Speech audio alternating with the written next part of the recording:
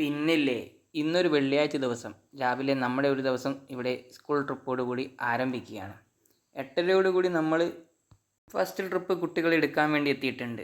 നമ്മൾ എത്തുമ്പോഴേക്കും അവരെല്ലാം റെഡിയായി നമ്മളെയും കാത്തിരിക്കുന്നുണ്ട്.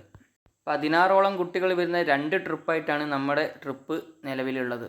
രാവിലെ 8 മണിയോടുകൂടി തുടങ്ങുന്ന ഈ ട്രിപ്പ് 9 മണിയാകുമ്പോഴേക്കും സ്കൂളിലെത്തും. അതിനുശേഷം രണ്ടാമത്തെ ട്രിപ്പ് എടുക്കാൻ വേണ്ടി വീണ്ടും നമ്മൾ പോകും. ആ ട്രിപ്പ് ഒരു 10 മണിയോടുകൂടി രാവിലത്തെ സ്കൂൾ ട്രിപ്പ് അങ്ങനെ അവസാനിക്കും. ഇന്നത്തെ ദിവസത്തിന് ഒരു പ്രത്യേകത കൂടിയുണ്ട്. എല്ലാവരും യെല്ലോ കളർ ഡ്രസ്സ് ഇട്ട് വന്നത് കാണുമ്പോൾ നിങ്ങൾക്ക് അറിയാം, ഇന്ന് യെല്ലോ ഡേ ആണ് സ്കൂളിൽ. കുട്ടികൾ ചെറിയൊരു സെലിബ്രേഷൻ പരിപാടി. ഹലോ ഫ്രണ്ട്സ്, ഞങ്ങളുടെ സ്കൂളിൽ നിന്ന് യെല്ലോ ഡേ ആണ്. യെല്ലോ ഡേ എന്ന് വെച്ചാൽ കുറച്ച് യെല്ലോ ഫ്രൂട്ട്സ് കൊണ്ടുവരും. അതുപോലെ ഓരോരുത്തർക്കും ഓരോ സാധനങ്ങൾ ഉണ്ടാക്കാൻ കൊടുത്തിട്ടുണ്ട്. ഇതൊക്കെ കഴുത്തിലിട്ടിട്ട് അതിനെ കുറച്ച് 2 വാക്ക് പറയും. പിന്നെ ഒരു യെല്ലോ ഡേന് കുറച്ചിട്ട് യെല്ലോ സോങ് വെച്ചിട്ട് കുറേ യെല്ലോ പാട്ടുകൾ പാടും.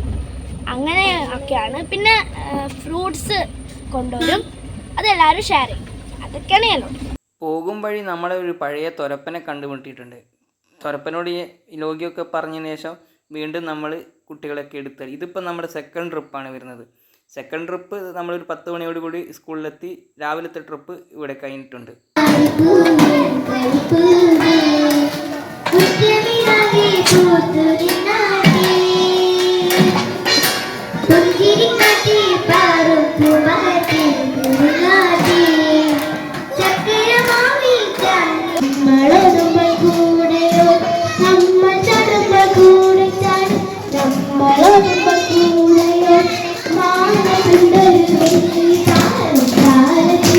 കുട്ടികളുടെ കലാപരിപാടികളൊക്കെ കഴിഞ്ഞതിന് ശേഷം ഇവിടെ യെല്ലോ കളറിലുള്ള ഫ്രൂട്ട്സും ബേക്കറികളൊക്കെ കുട്ടികൾ തന്നെ കൊണ്ടുവന്നിട്ടുണ്ട്. അത് അവർ തന്നെ പരസ്പരം ഷെയർ ചെയ്ത് കഴിക്കുന്ന ഒരു രീതി. ഇങ്ങനെയാണ് യെല്ലോ ഡേ ഇങ്ങനെ ആഘോഷിക്കുന്നത്. എല്ലാ വർഷവും ഇങ്ങനെ ചെയ്യാറുണ്ട് സ്കൂളുകളിൽ, എല്ലാ സ്കൂളുകളും ചെയ്യാറുമുണ്ട്.